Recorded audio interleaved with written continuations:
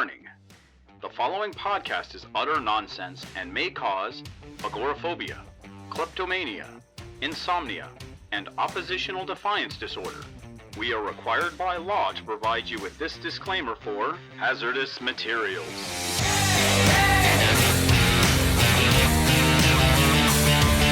Hello and welcome to Hazardous Materials, last week's comics this week. My name is Casey Johnson, and with me as always is Gideon Gonzalez. Good seeing you, Casey. Man, a lot of good books this week. A lot of good stuff. Too many good ones. Yes, is the continuation of the Hickman historical archives, which we're now being exposed to. Oh my God. That's some thick reading. I actually read just recently. What we're talking about here is Hickman's new reboot of the X-Men, also known as House of X and Powers of X, which are working on a weekly schedule back and forth. I saw an interview recently where he was talking about how he's trying to reinvent the way people read comics, because the way we consume comics is just, I'm done with this rag, done with this rag. But you actually have to sit there and actually read. Oh, yeah.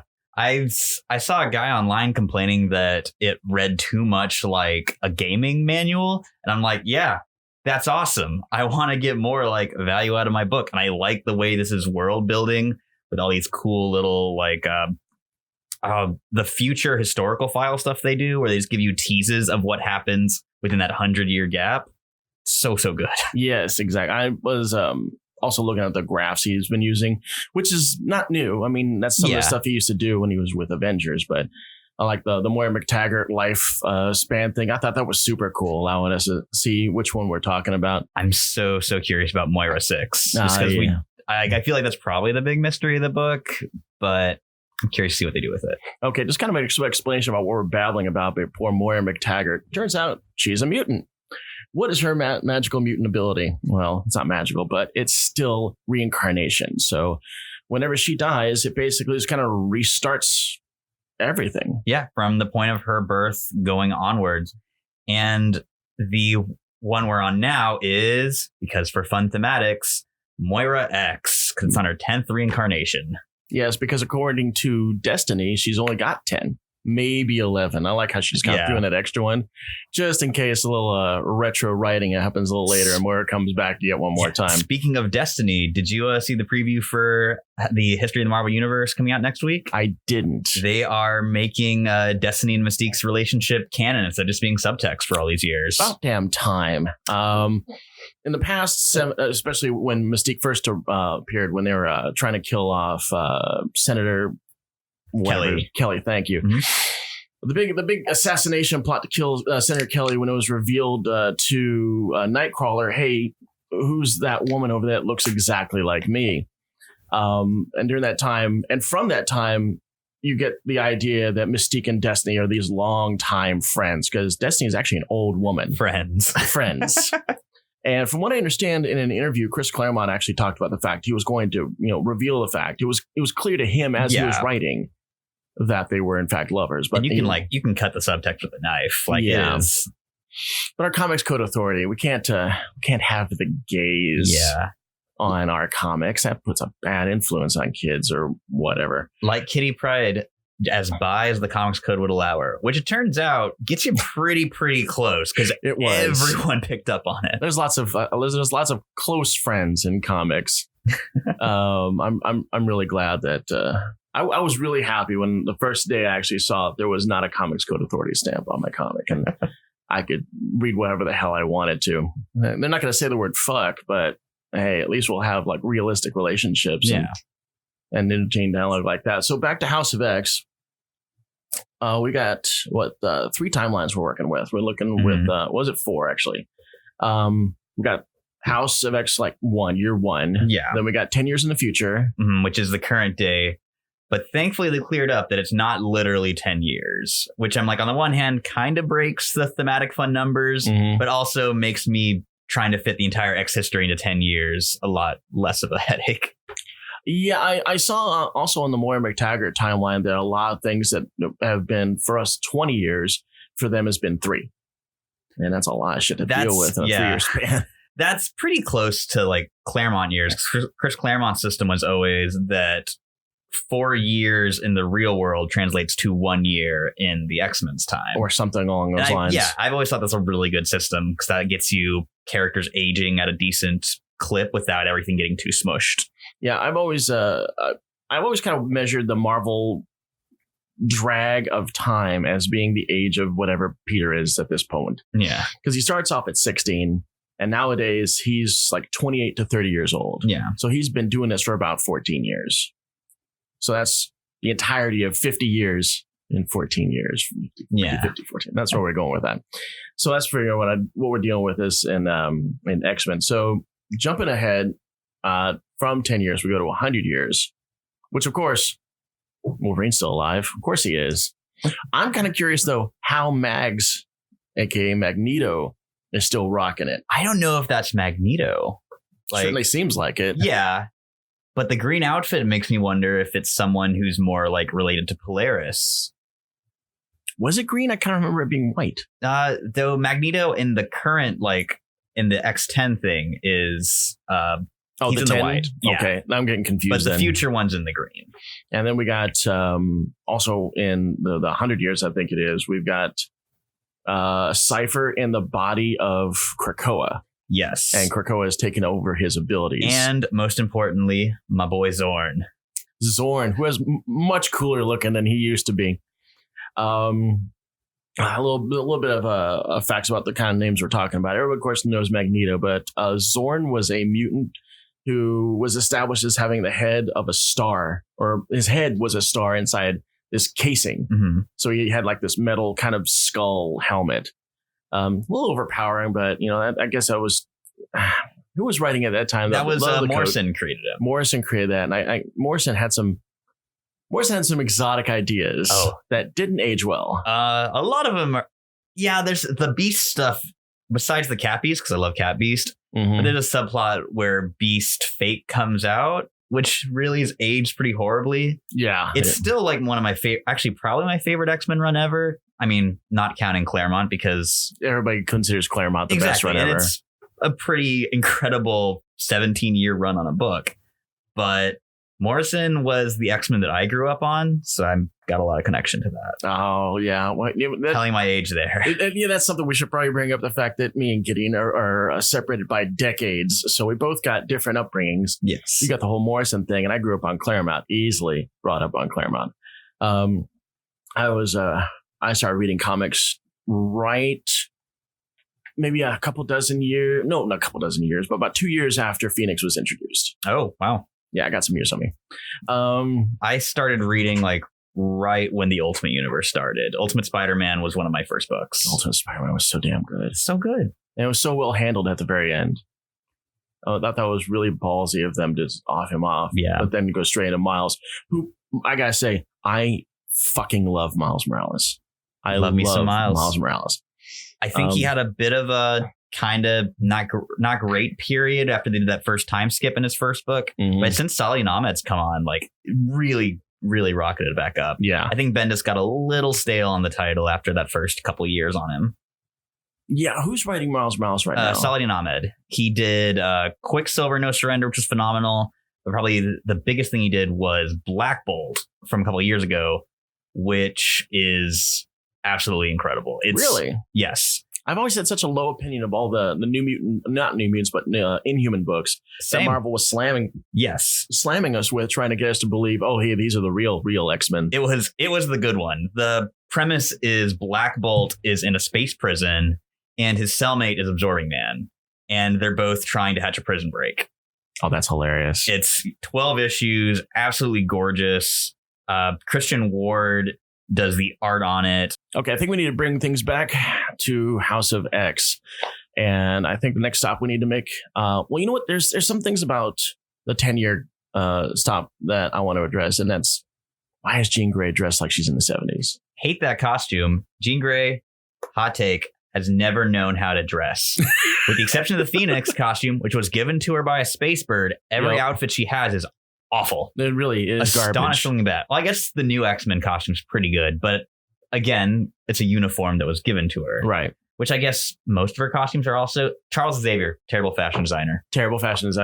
except for those sleek new X-Men jackets. Cool as hell. I have one. It's my favorite article of clothing.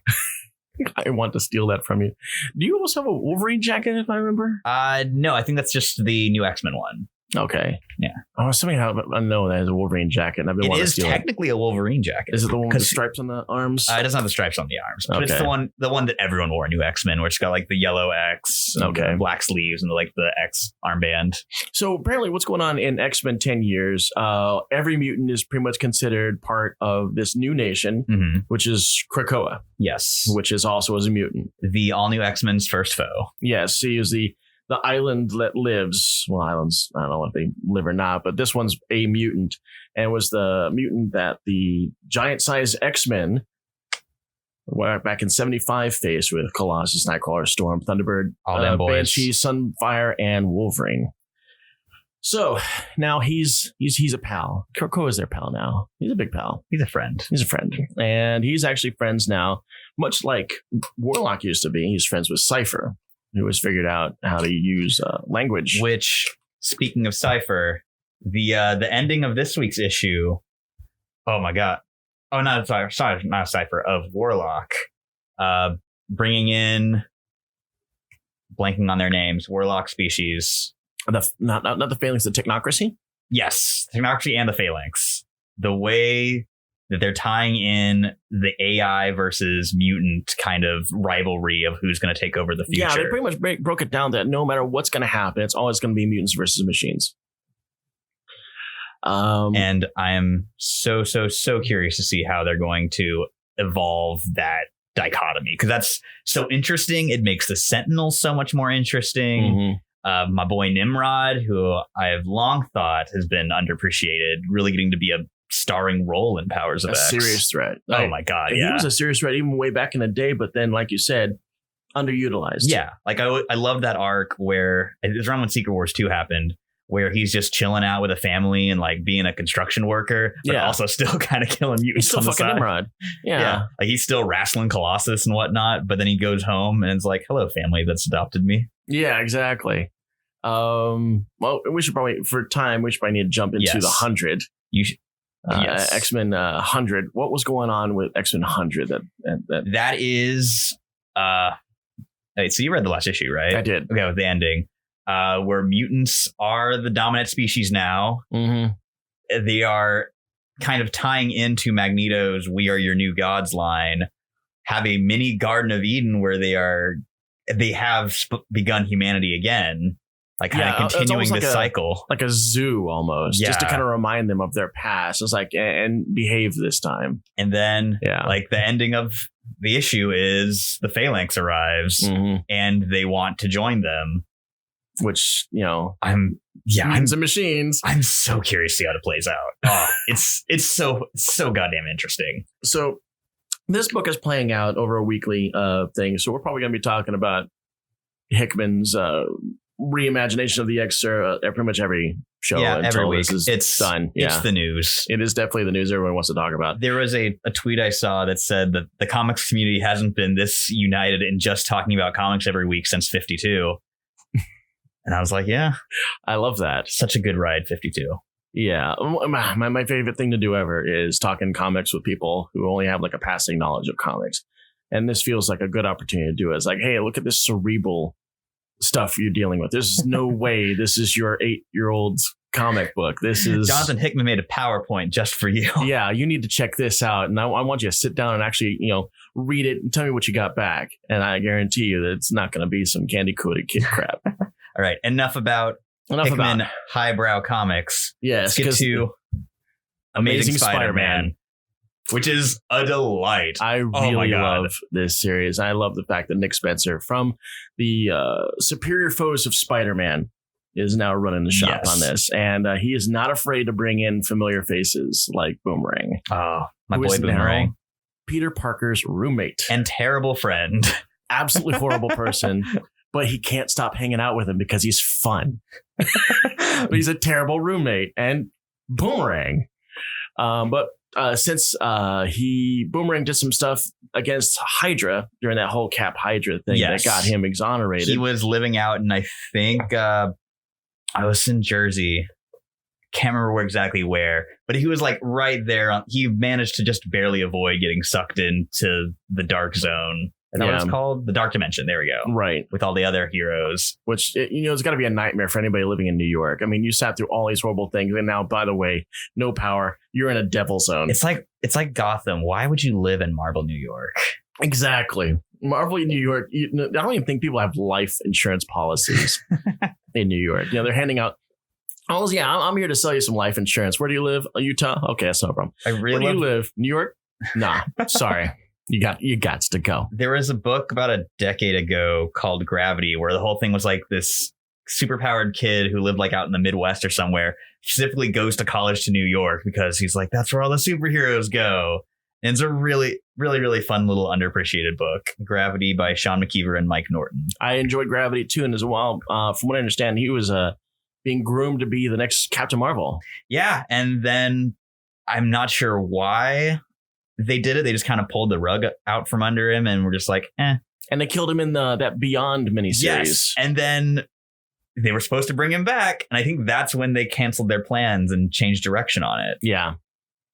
Because man, who was Captain Marvel at that point? Because Monica was going by Photon by then. Genis. I think it was Genis's sister or Genis himself. That was when, I think Phyla had just become Captain Marvel. Right. But before she was Quasar, which I much preferred her as Quasar. Yeah, I mean, her stand of Captain Marvel, she kind of felt like she was just in the position because her brother was either dead or crazy. Which, man, the Marvel bloodlines. Yeah, not exactly a group of winners. Yeah, not exactly a group of winners. Peter David wrote that Captain Marvel, Genis. Yes, love me some Genis Vell. Yeah, Peter David, by and large, a great. He's good.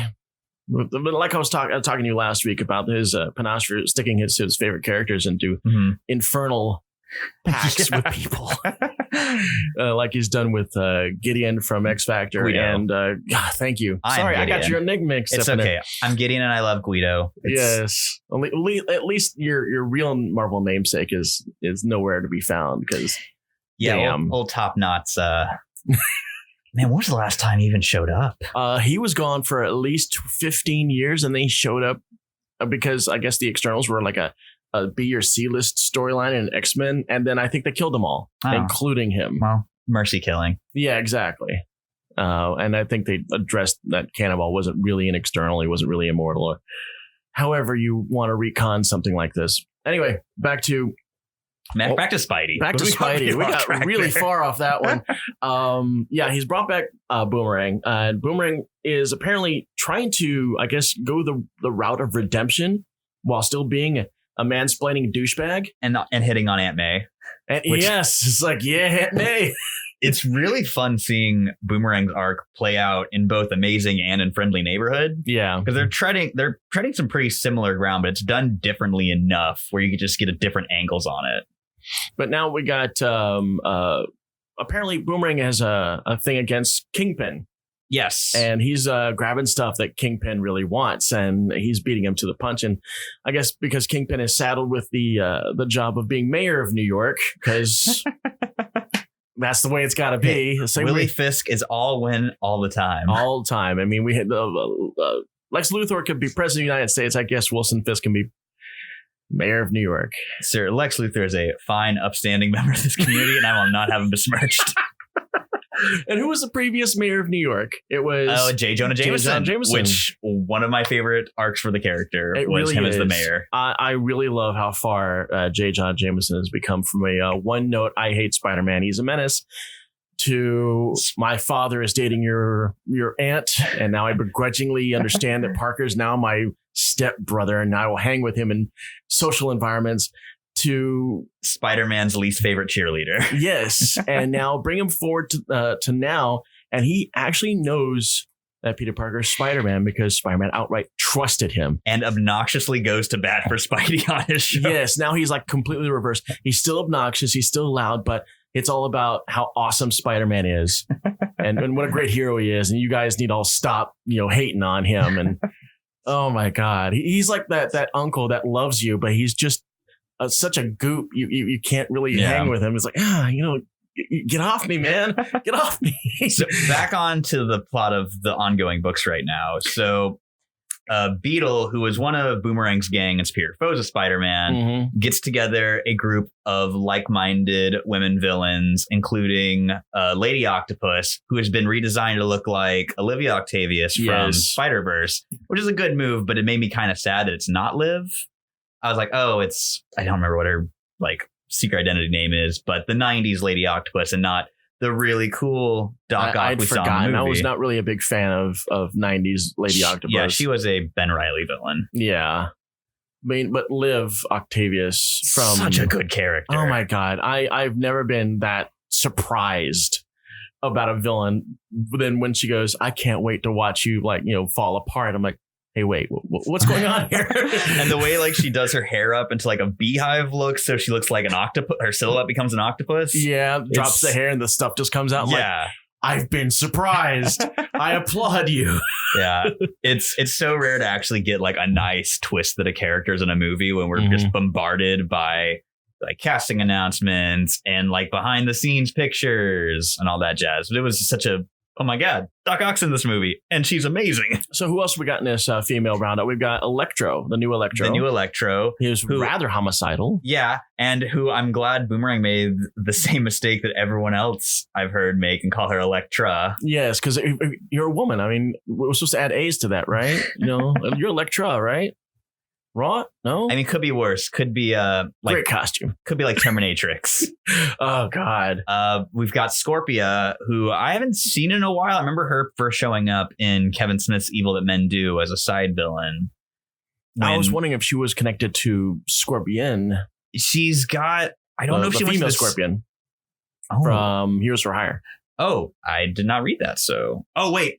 Oh my God, I know what you're talking about now. Yeah. I don't think there's any connection there. I didn't see any connection either. But there was a scene where they all kind of spread out and it's like, we are the syndicate. Mm-hmm. And he goes, hey, wait, you mean Sinister Syndicate? That's my bag. You can't take my name. And just dropped Sinister from it.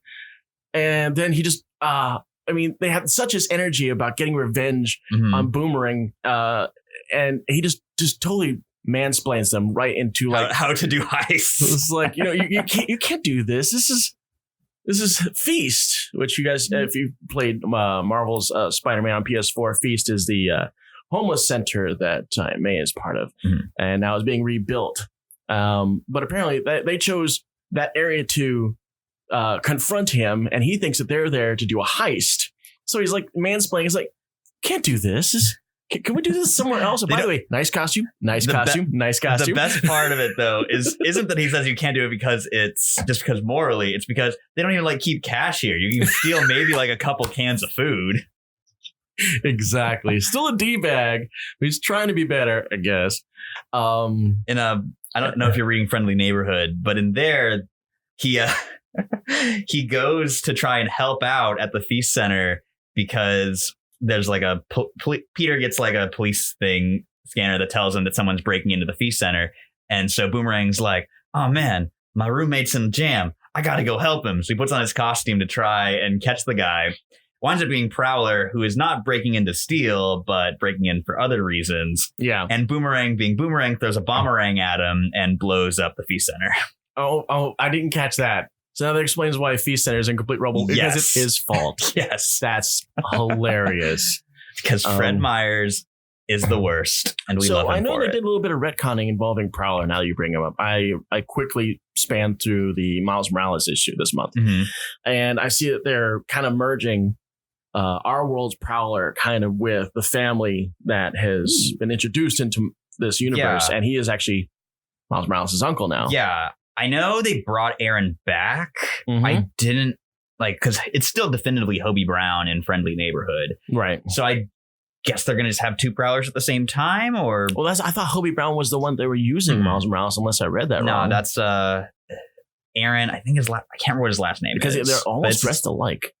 Yeah, this costumes are pretty much the same. Okay. I guess Aaron's, I think, has black instead of green. Well, it was instead of a point on his mask like Prowler does, it's stretched out like this. Oh, but still a purple mask, green outfit, and everything. So now we got the female syndicate, beating the crap out of Boomerang. Sadly, I didn't get a chance to finish this issue in time for broadcast. I can talk about the ending because, oh my God, I'm so excited about it. So throughout the whole series, Randy Robertson, Pete's good roommate and son of Daily Bugle publisher Robbie Robertson, has been seeing a girlfriend that we never see. He just keeps making comments about her. Oh, okay. This issue, turns out his mystery girlfriend is Janice Lincoln, the Beetle. Oh, God. Tying in the two arcs together. And one thing I'm very, very curious to see what they do with is Janice is the daughter of Tombstone. Yes, who has a very, very long history with Randy's dad, Robbie. Yes, they were friends growing up. Yes, exactly. And I really, really want to see if they bring Tombstone into the main Amazing book, because he's one of my favorite villains. I was so disappointed that when they made an action figure of him, they did the first appearance deep V-neck look instead of the slick pinstripe suit. I love that suit. Me too. Tombstone is so cool. I don't know if bringing him in is going to be the good idea, because I think they're really trying to establish this Beetle as her own. And even though she is still name dropping him, she is credibility. The Hillary Rodham Clinton of drug dealing. Yeah. And she's said in Superior Post. Yeah, indeed. Let's see what else we got. We got the Absolute Carnage crossovers are happening now. Yes. We got Scream, and we've got, what was it? Separation Anxiety? Yes. Separation Anxiety. I took a flip through. Didn't get a chance to read, but a lot of good spooky body horror stuff in there. Help me out with that. I got to admit, I did not read this, and I did this on principle because I hate Carnage. Oh, I do too. But professionally. I'm a professional. Oh, do professional. I've let my personal life leak into my new profession of podcasting because I refuse to read about Carnage. So tell us a little bit about these crossovers. So Separation Anxiety, although after I just made a crack about you not being a professional, I didn't read. I just flipped through.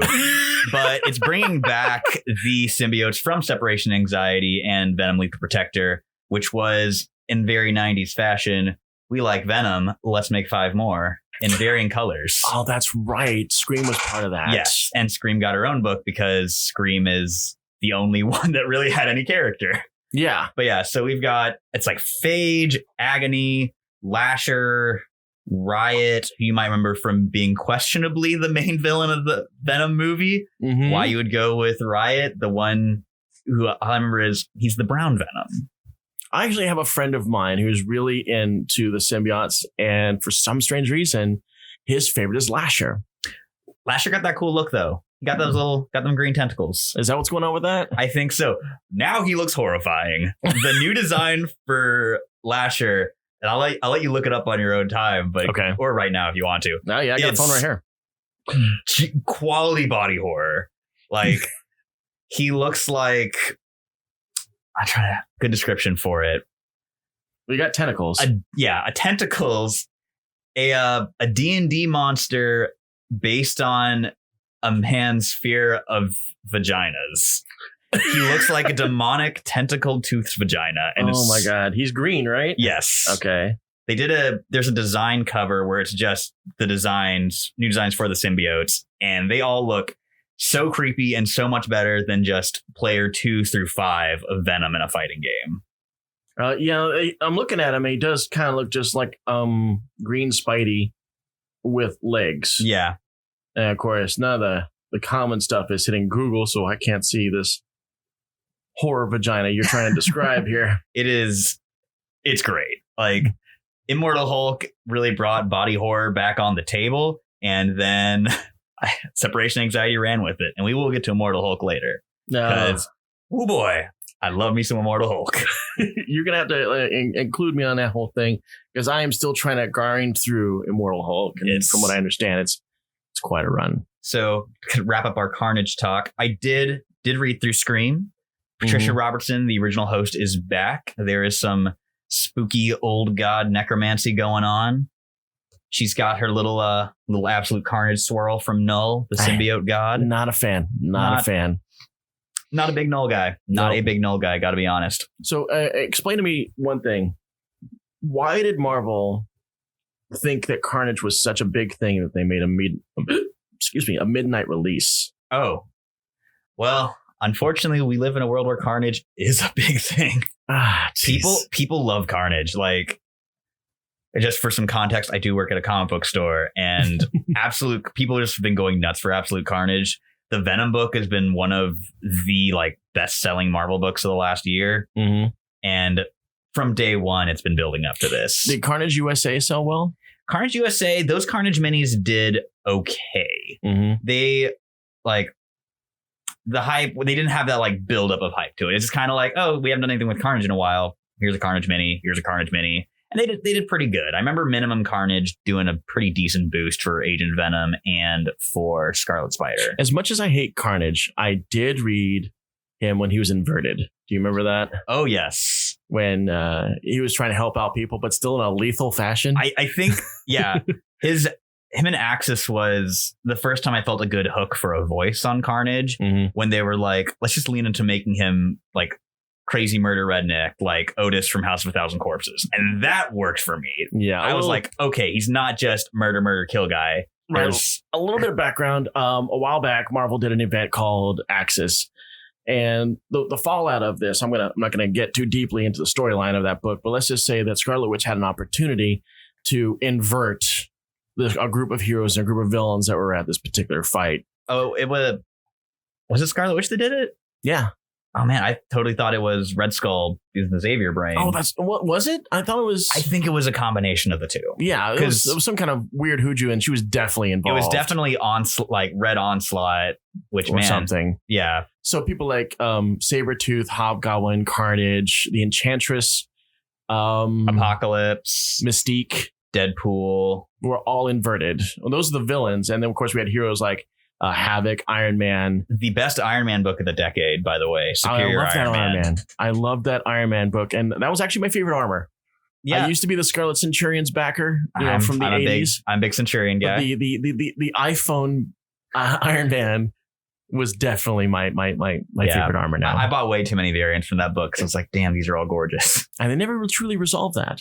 You know, you had Pepper Potts basically neutralize him. Yeah. And then Secret Wars happened. Yeah. And then, but when we saw Stark again, everything was fine. No explanation. 1,000,001 reason. Reason 1,000,001 why was not a big Secret Wars fan. Yeah. I mean, they kept the other inversions like Hulk, not Hulk, but Havoc and Sabretooth. Now I remember Claw, the Hulk's Hulk. Oh, God. Yes. Who looked like Doomsday if he was a dark iron dwarf. Yeah. There was a little more. There was some extreme going on there. Yeah. Okay, so what else had little fire vents in his neck?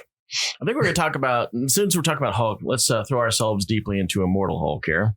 Alrighty. The director's cut of #1 occurred today, even though we're deep into 11 or 12 of we are Hulk. on number 22 or 3. Shows you how much I've been reading Immortal Hulk. Thank you.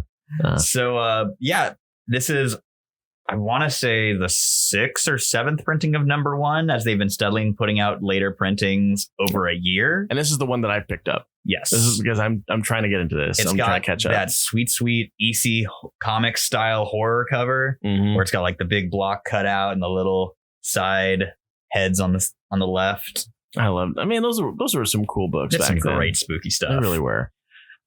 So tell us why Immortal Hulk. Why is it so good? God, there's so many reasons. There's the horror tone just lands it every month.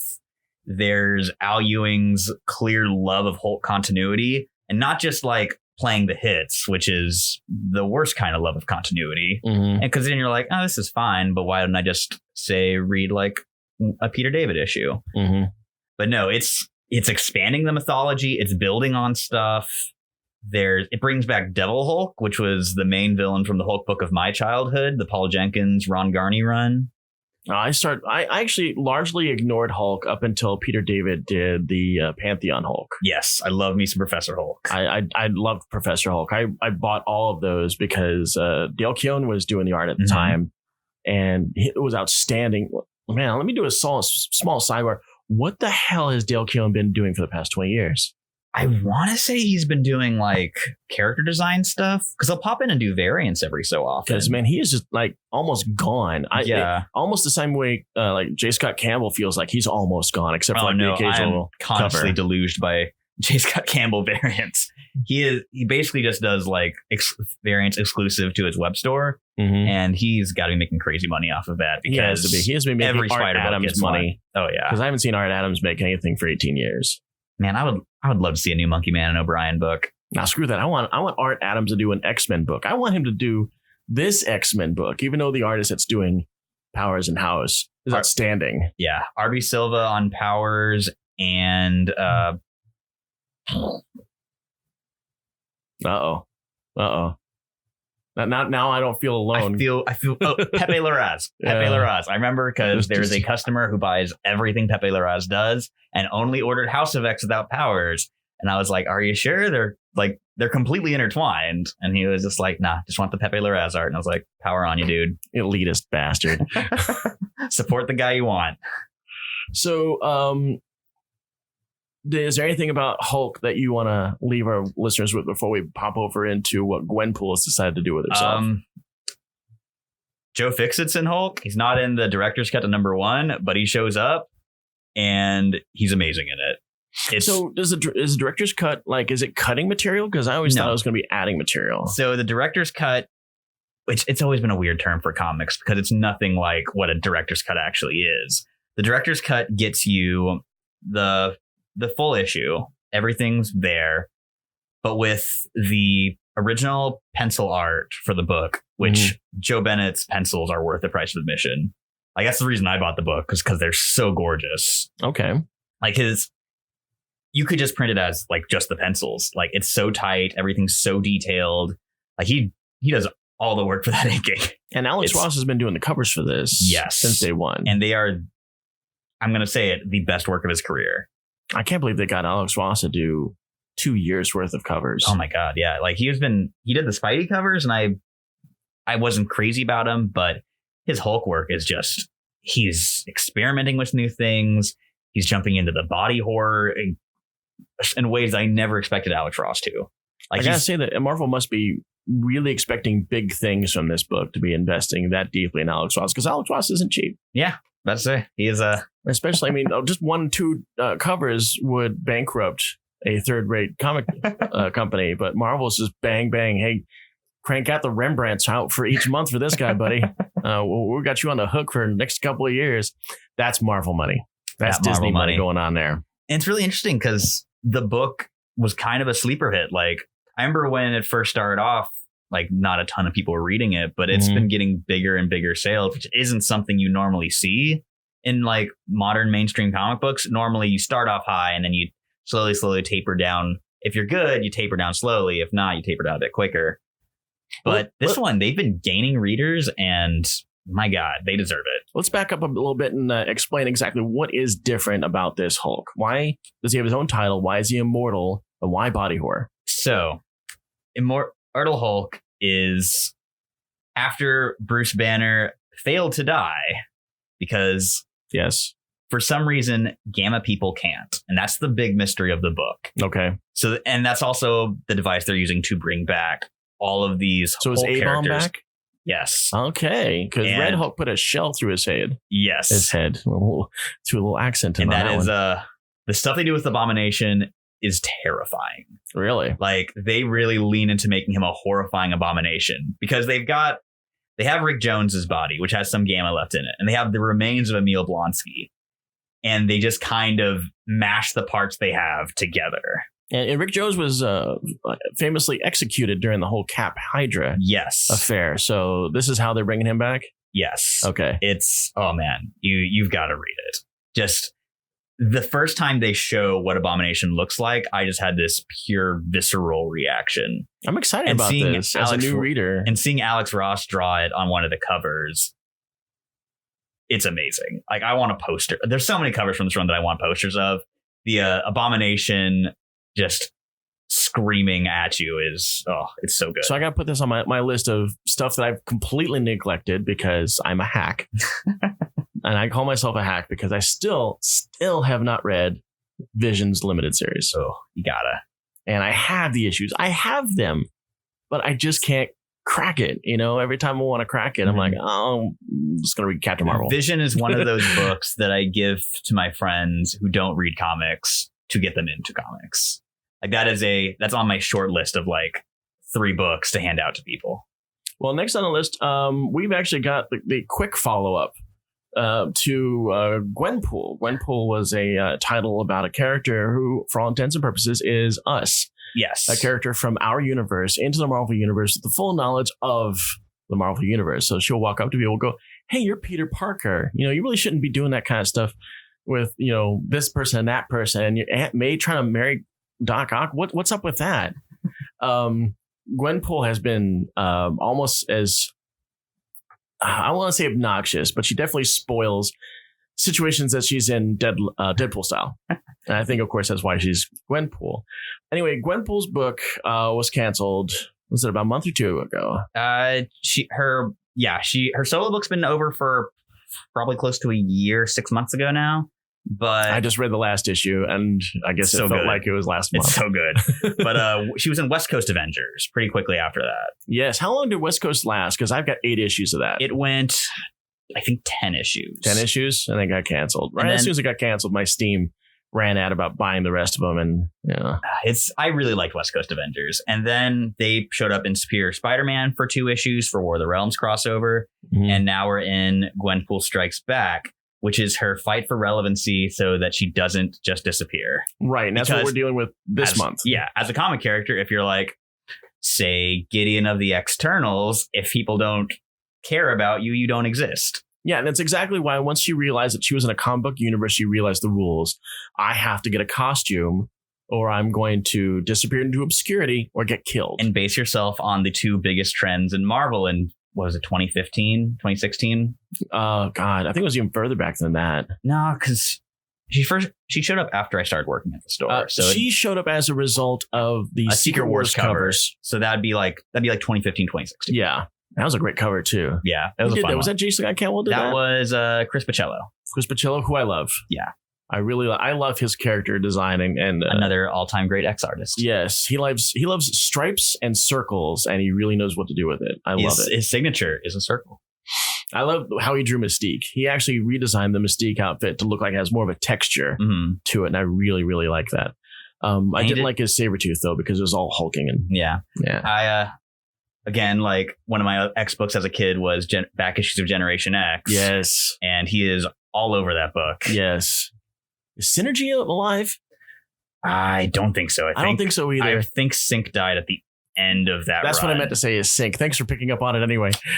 Sync was a member of Generation X, which was kind of like the New Mutants. Yes. That came out in the 90s. My New Mutants. Yes, your New Mutants. I had New Mutants as a kid. When New Mutants came out, I was of the age of the youngest member, so I truly identified with the book at the time.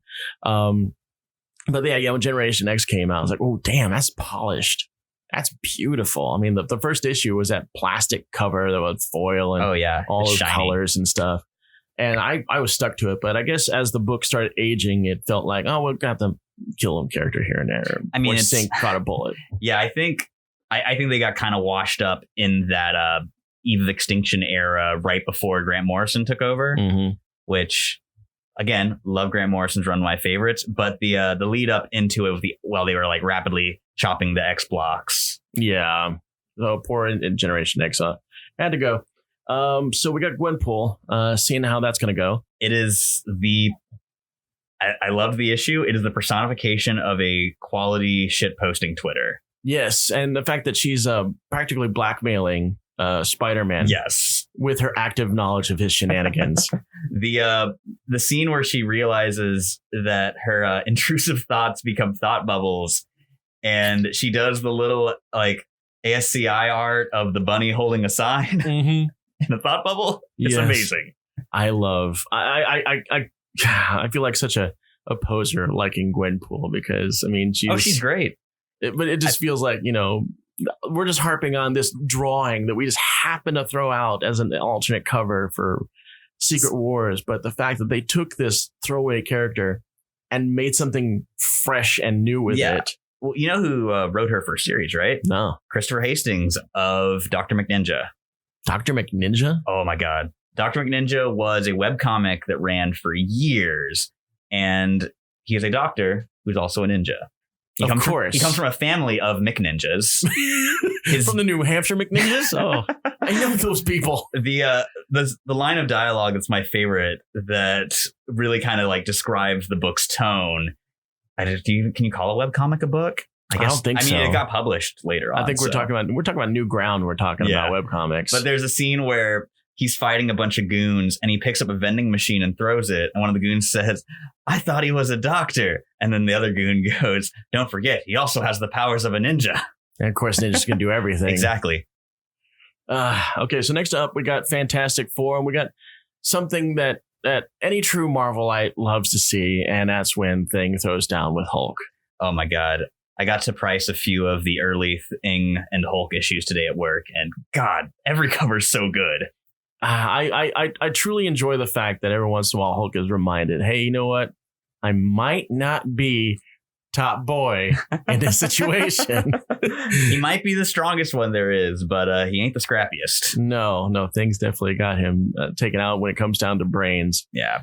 And poor old Hulk will throw a temper tantrum, and then everything else starts getting wrecked, and fuck, that's the end of the book. So something happened in this book that has never happened before. Give us the visceral details. The Thing knocked out the Hulk and punched him the hell off of an island. But what happened to him when he did that? He hit him so goddamn hard that the rocks on his arm shattered, revealing that sweet, sweet thing meat beneath.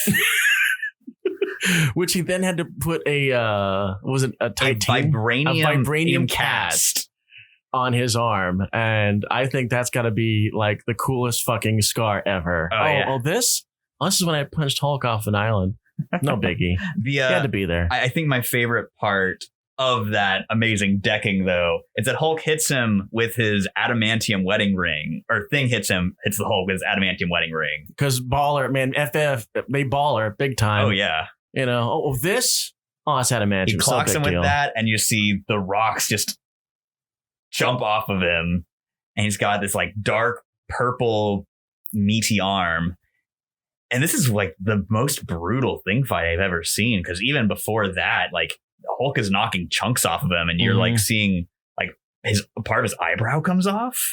See, I've seen rocks come off of the Thing before, like one rock will come off, and you'll see, ooh, there's something down there. We don't get that sweet, sweet Thing meat. No, and not we truly. Now we're going to see exactly the anatomy of the Thing. Of course, there's all other questions left to be answered about that. We won't get into. But at least we know that there's not rock all the way down in there. Did you ever read the later Ultimate Fantastic Four stuff after they canceled Ultimate Fantastic Four? And it was like the trilogy that led into Reed becoming the Maker.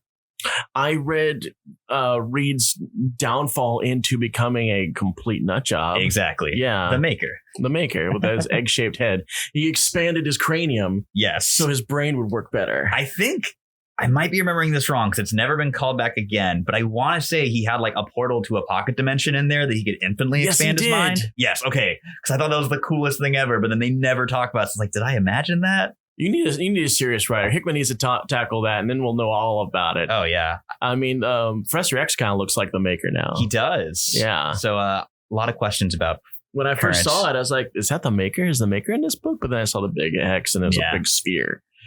So I guess we're to assume that Professor X is still in Phantom X's body. Yeah. That's the reason why he looks so damn cut. I can't believe they took away my boy Matrix Gambit like this. Yeah, sorry. I like that character too, but unfortunately, Professor X has got to have himself a sweet new ride. Yeah. And it's got to be Phantom X. I do love that Phantom X had hair, and Chuck decides, like, it's not my vibe. And just shaves it all off. What a dick move. One of these days, Phantom X is going to come back and goes, where the fuck is my hair? Oh, my God. Okay, so something else happened in the past couple of weeks. DC kind of freaked out about something. Oh, yeah. On their books. And they freaked out so much about it that they went a step ahead and said, you know what? We don't want this recalled. We want it destroyed. Which is, and it seems like the most minor thing on the planet. It's not for anything content-wise in the book, because the books are just shipping a week or two late, which isn't time to reverse that. It's just that they're changing the covers to promote the new Legion of Superheroes book coming out. Yeah, but I've seen both the old cover and the new cover, and of course we are talking about the Superman and the Supergirl books that were supposed to come out. And in the corner of the book, you had the Legion stamp. Yeah, but both old and new had the same Legion stamp. So, what in DC is going on that would make them go, "Damn, we got to have more sweet, sweet Legion sauce on this cover," but we've already shipped it. Let's spend hundreds of thousands of dollars. Oh my God, yeah. Either recalling it or telling people to destroy it. We actually didn't even get it in at my work. It was invoiced. We were certainly charged for them, but we didn't get any of those sweet, sweet recalled covers to sell for $30 a pop on eBay because that's what they're going for. It's insane. So I got to wonder if the distribution dock for the place that you work at was probably just at a big old ash bin full of burned comics. Our books were delayed by a day, so they said it was truck problems. Yeah, they were busy pulling a Fahrenheit 451 in the middle of the dock there.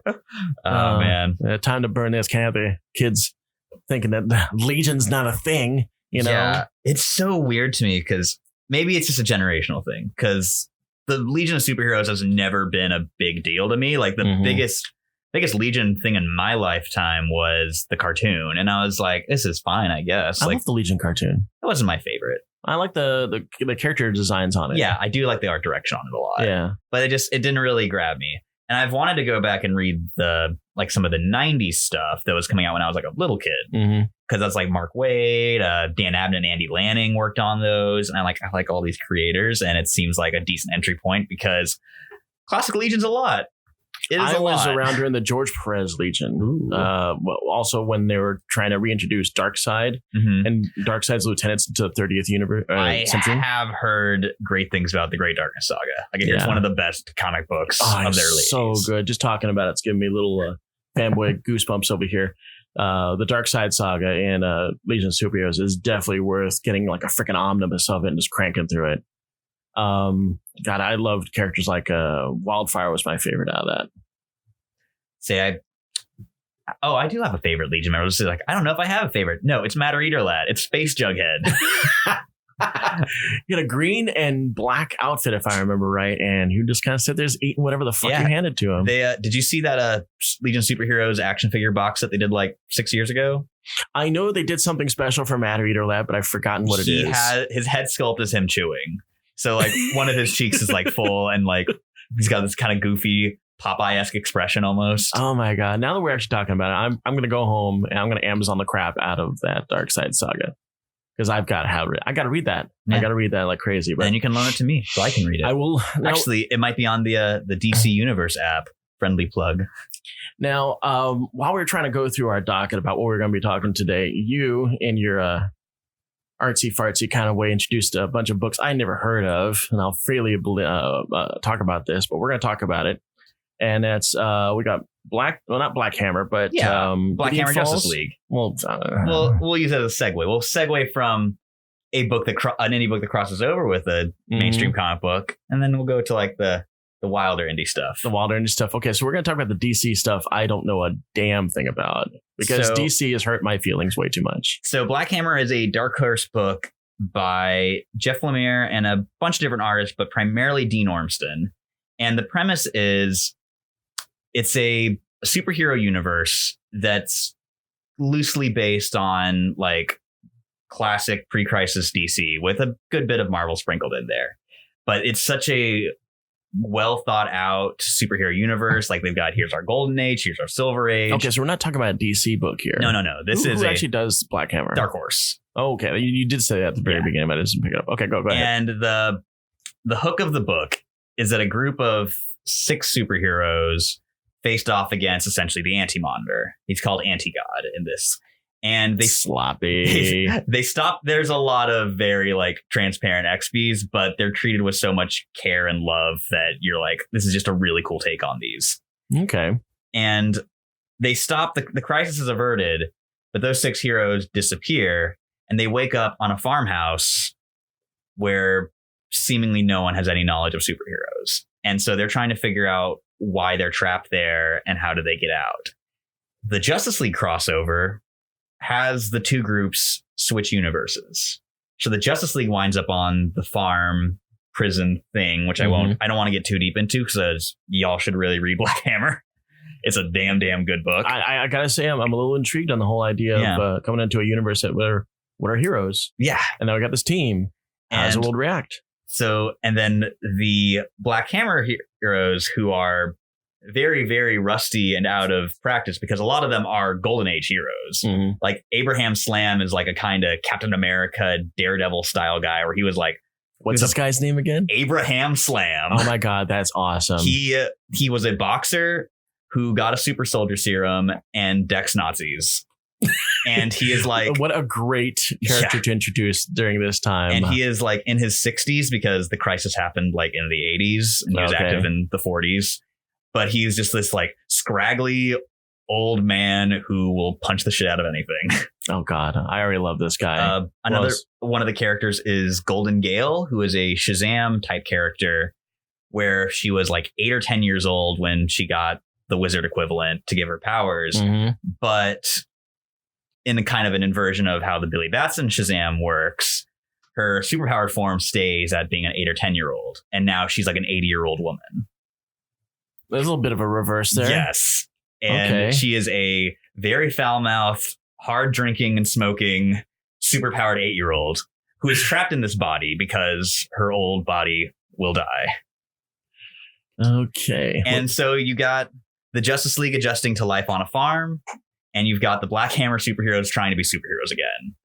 And this is the main Black Hammer book right now. Oh, it is? Yes. This is not just like some weird, we're just doing a Star Trek book mixed in with Superman. Like, they do Black Hammer's produced miniseries by miniseries, and this is the main Black Hammer narrative right now. It's a really, really cool jumping on point, especially if you want to see Batman try to adjust to living on a farm.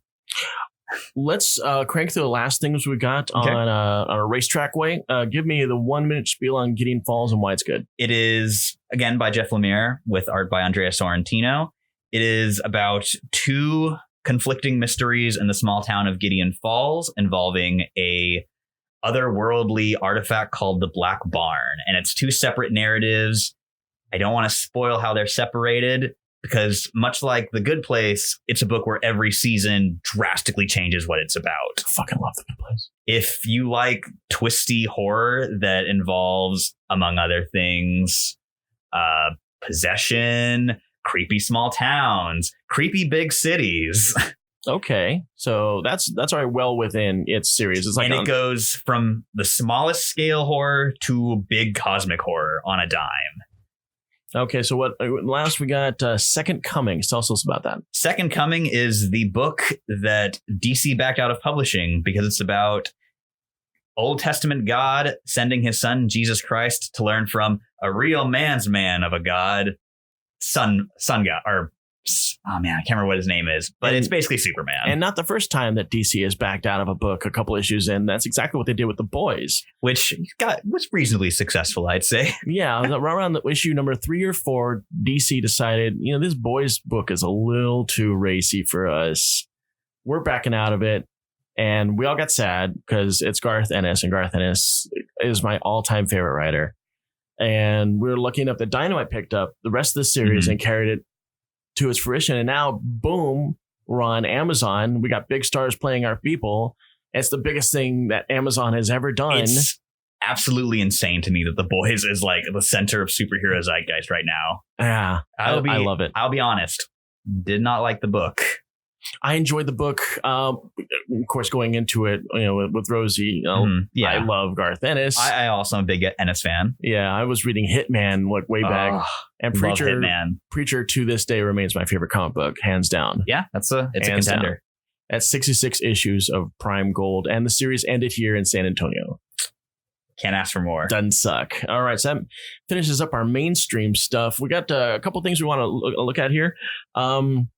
CW apparently loves DC. Damn, do they love some DC? And they got some various shows to showcase that. Of course, Arrow is coming to an end with the retirement. I don't know if retirement, just the guy's quitting. Yeah. And so we're going to end this book. But before that happens, we're going to have ourselves a gigantic goddamn crossover called The Crisis of Infinite Earths. With almost every live Everybody. action. It's like if you were in a live action DC series of any sort, we want you. We want you in costume and we want you on set. Linda Carter's going to be there. Burt Ward's going to be Ward there. from the frickin' 60s Batman and, of course, 77 Wonder Woman.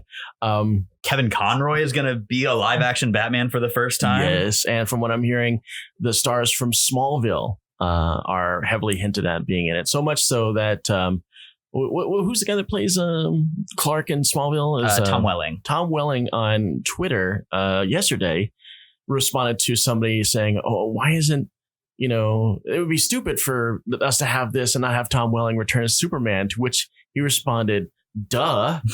And we're supposed to, of course, read into that. It's like, dude, Tom, don't play with us. Are you going to be there or not? Just tell me. Just tell me. It's between us. Tell me, are you going to be there or not? But we do hear on some reliable sources that the guy that played Lex Luthor and also Flash, Michael Rosenbaum, GLA, is going to show up there. So what else we got going on here in our last couple minutes, because my producer's kind of waving at me. We're running out of time. We will learn to budget our time better as the show progresses. Yeah, so right now we're going to completely murder that. So going on, Krypton has been canceled. Sci-Fi has decided to kill our Superman prequel. At the same time, killing off what was supposed to be a Lobo spinoff. Which I was very disappointed about because he was my favorite part of the show. The same here. I zipped through Krypton because there were some things like, I don't care about that. Next episode, I don't care about that. As soon as Lobo showed up, it's like, okay, press play. I'm in. We're sitting. Done. And that skinny little Lobo killed it. And I wanted more. And when Sci-Fi says, we've heard you, here's a new series. By the way, fuck you, we're canceling it. It makes me really sad because Sci-Fi, they've been making these really, really good shows, but they're just not getting the viewership. Yeah. I think I saw Krypton's been averaging 0.3 in their ratings, and that's CW numbers. Yeah. And CW can live with those numbers, but apparently Sci-Fi can't. Isn't Sci-Fi owned by a big network? Maybe. Is it ABC? I don't think it's ABC. It's not CBS. Yeah, ABC is a Disney property. Speaking of which, as I clap right on my microphone, big news of the Viacom-CBS merger means that our Star Trek properties are merging into one. My fear of the encroaching unification of all of our entertainment aside, man, excited to see some good Star Trek stuff. Yes, some people that are on the same page instead of going, oh, well, we have to do this. And because of licensing and rights, this CBS show needs to have different uniforms so that we can sell toys based off of those uniforms. They're just different enough. And they even have a percentage of different it has to be. Good Lord. It's like 30% different. Each Star Trek uniform from the differing companies, Paramount and CBS, has to be 30% different. That's insane. For marketing. So now that we don't have to deal with that crap, maybe we can deal with some, hey, remember when we did this? And Star Trek on network TV? Right? I love me some Trek, but I'm not signing up for another streaming service. I'm hard pressed not to do this. Okay, last thing I'm going to do. We were going to talk a little bit about the Tales of the Dark Multiverse, but I think we're going to scrap that. Yeah. No Blackest Night, as much as I love talking about Blackest Night. But I do want to talk about the fact that Runaways is going to be merging with Cloak and Dagger. Runaways from Hulu and Cloak and Dagger from Freeform. Two groups of characters that do have a history together. Yes, indeed. So I guess the Runaways kids are going to New Orleans for this, I'm assuming. They're running a good ways. They're running down east and where the swamps are. So I guess we're going to hang out with those kids. I'm really interested to see how that is. I don't know if they're going to make... Is that actually what Runaways season 3 is going to be about? Or are we talking like a different series? Is going to be in Road Trip. I was trying to figure out who's going to be holding this. Is this Freeform that's going to be airing it? Or That's a good question. I would assume that they would want to do it, have the Cloak and Dagger kids show up on Runaways and not vice versa. So it's way easier to pitch TV characters showing up on a web series than web series characters showing up on a TV show. Yeah. And just a last note about how I love Runaways. I loved it when the comic first came out. Second one, I wasn't too thrilled about. The writer on that just didn't handle it well. But whoever's writing Runaways right now, Rainbow Rowell. is knocking it out of the park. And from what I understand, she did young adult novels. Yes. And still does. Does a lot of young adult romance novels mostly. And it's doing a great job because that's exactly what we need. Yeah, that's Runaways. Yeah, it's Runaways. It's teen drama. So I'm excited about that. And I love the fact that Doombot is in it. With the sharpest suits on the planet. Yes. God bless Chris Anka and his design sense. And his suitcase, it says Doom across the front part of it. I love that. All right. So we are running out of time. Hopefully we'll be able to budge our time later. No, we won't. These shows are going to be completely haphazard. See what I did there, producer guy? I did that. A little drop there. We are a product of Haphazard Fiction Studios. So we're in their lovely War Room studio, which is super pretty. If you guys ever get a chance to see the video that we did of this, you can see just how gorgeous this place really is. And a lot of video of me fiddling with my hands and a pencil. Yeah, and me definitely not drinking a high market energy drink. I got hiding right back here against the desk. But this is our first stab at this. We're really excited. This series is going to be a weekly series. If me and Gideon can keep up, I'm really excited about where this is going to go. Yeah. And that's all the time we got. Anything you want to say going out? If you like what you hear, check out the description below. Hit up that Patreon. Yes, hit up that Patreon. Give us some of that lovely, lovely Patreon money to make us this show and any show that Haphazard Fiction does that much better. If you can't do the $1 a month, that's cool. Give us the like, give us your support, give us the views. Tell your friends. Every one of you that does Patreon suddenly becomes my friend. I swear, I am that codependent. It's true. You might even get a shout out on the show. Who knows? I will do it. I'll definitely do it. And if you have a unique name, I swear to God, I'm going to spend a minute on it. All right. Alrighty. We're out. Let's wrap that up. Some haphazard materials.